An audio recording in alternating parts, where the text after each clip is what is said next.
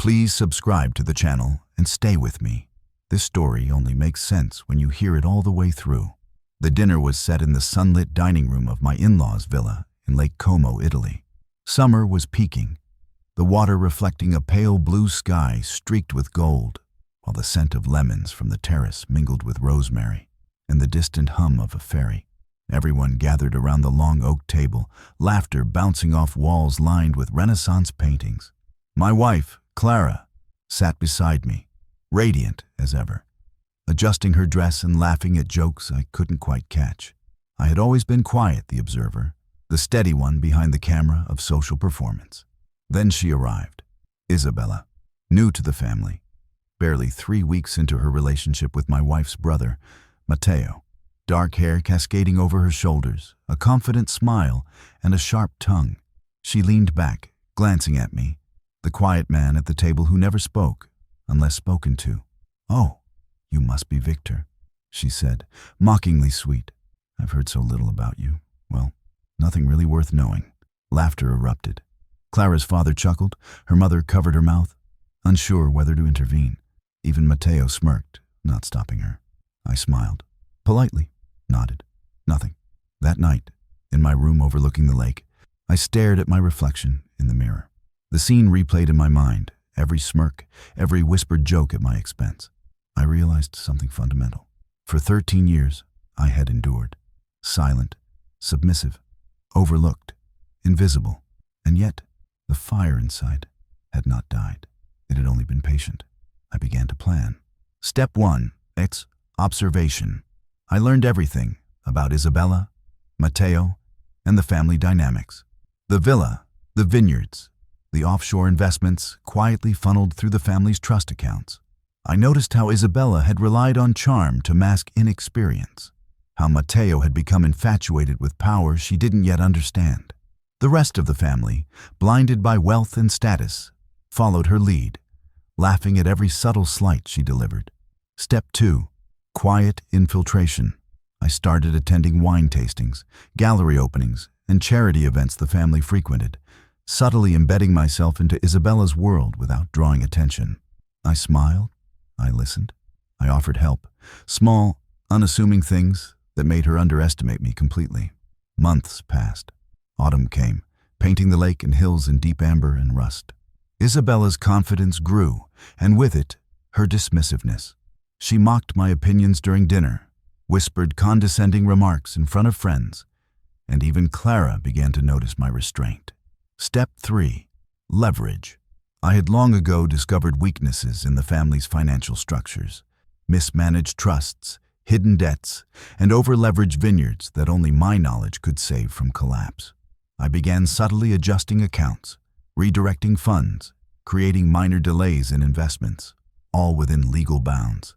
The family noticed, murmured, but blamed external factors. Never me. Winter arrived early, cold and crisp, snow blanketing the cobbled streets of the small town near the lake. It was time for the climax. Isabella had organized a dinner party to impress her friends, a night she assumed would cement her dominance.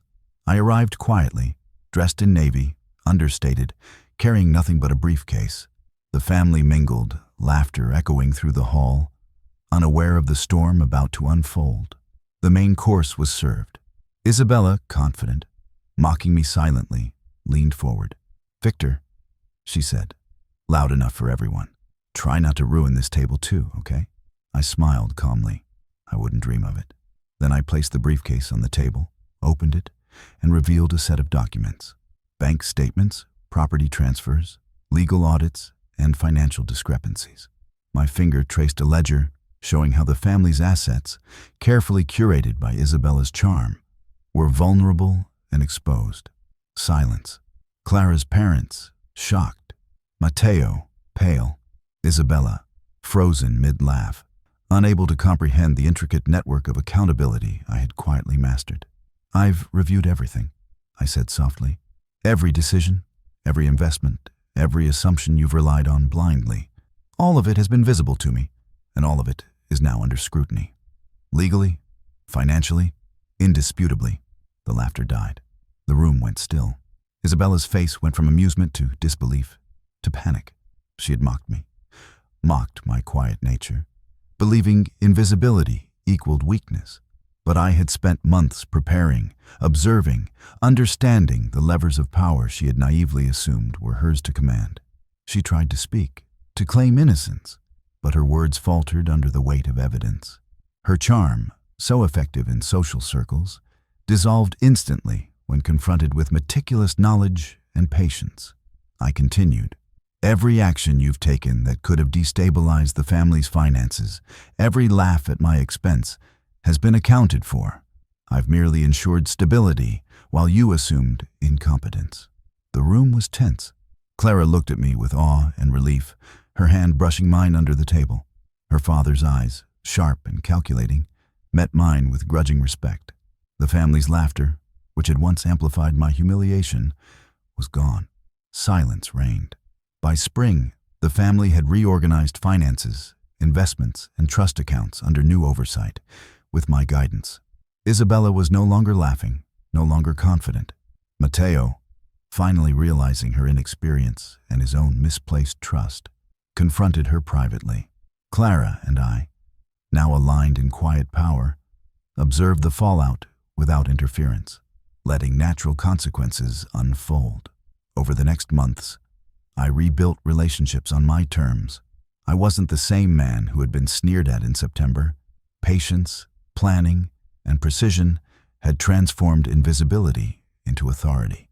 Isabella, humbled, had learned that charm could not withstand strategy.